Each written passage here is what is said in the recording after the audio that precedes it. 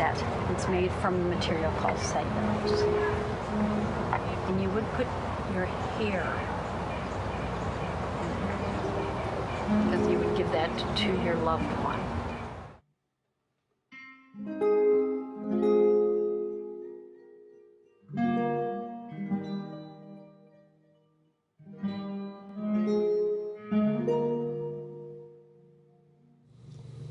So you're married. That's pretty intense. Yeah. No, it's good. It's true and it's good.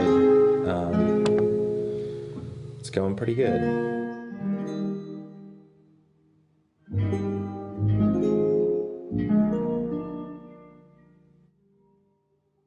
We're always together.